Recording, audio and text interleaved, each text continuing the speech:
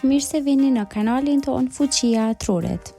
Në këtë video do të trajtojmë një temë që shqetëson shumë prindër. Pse fëmijët kanë instinkt të fortë për të futur objektet në gojë? A është kjo një sjellje e zakonshme apo ka arsye për shqetësim? Le të zbulojmë së bashku arsyet shkencore dhe këshillat praktike për ta menaxhuar këtë sjellje. Pse fëmijët fusin gjërat në gojë? Futja e objekteve në gojë është një pjesë e natyrshme e zhvillimit të fëmijëve dhe është më e zakonshme gjatë muajve të parë të jetës. Foshnjat lindin me një instinkt të fortë për të eksploruar botën që i rrethon, dhe për shkak se koordinimi i duarve nuk është ende i zhvilluar plotësisht, goja bëhet mjeti kryesor për të kuptuar teksturat, format dhe shijet e ndryshme. Ky instinkt fillon që në lindje dhe arrin kulmin rreth 6 deri në 12 muaj. Gjatë kësaj periudhe, foshnjat përdorin gojën për të zbuluar botën përmes shqisës së shijes dhe prekjes, qetësuar mishtrat e dhëmbëve gjatë daljes së dhëmbëve, ushtruar muskujt e nofullës dhe të gjuhës që i ndihmojnë në zhvillimin e të folurit. Faza orale, një pjesë normale e zhvillimit. Sipas teorisë së zhvillimit të Freudit, foshnjat kalojnë përmes një periudhe të quajtur faza orale, e cila gjatë kryesisht nga lindja deri në moshën 2 vjeç. Kjo është një fazë krejt normale e zhvillimit psikologjik dhe biologjik të tyre. Në këtë fazë, goja shërben si pika kryesore e eksplorimit. Kjo ndihmon foshnjat të ndërtojnë lidhje neurologjike dhe të kuptojnë më mirë mjedisin që i rrethon. A është kjo sjellje gjithmonë normale? Në pjesën më të madhe të rasteve, futja e objekteve në gojë është krejtësisht e zakonshme dhe nuk duhet të shkaktojë shqetësim. Megjithatë, ka disa sinjale që prindërit duhet të kenë parasysh.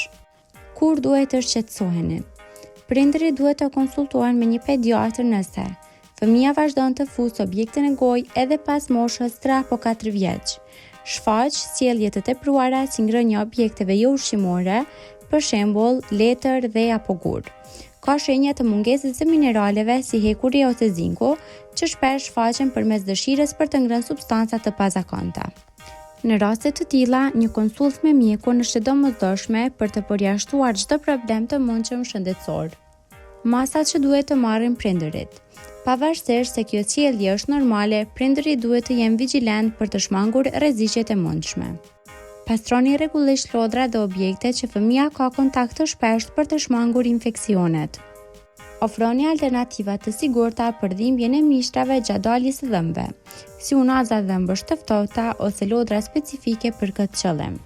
Si të ndihmoni fëmijën të kalojë këtë fazë? Nëse dëshironi të ndihmoni fëmijën tuaj të kalojë këtë periudhë në mënyrë të sigurt dhe të shëndetshme, ofroni alternativa të sigurta për eksplorim, si lodra, silikoni ose gome që janë dizajnuar për foshnjat. Inkurajoni aktivitete që përdorin duart, si ndërtimi me lodra bloqesh, piktura apo forma të tjera lloje që stimulojnë shqisat. Qëndroni pranë fëmijës tuaj kur eksploron mjedisin, veçanërisht në hapësira të pasigurta. Instinkti i fëmijëve për të futur objektet në gojë është një pjesë e natyrshme dhe e rëndësishme e zhvillimit të tyre.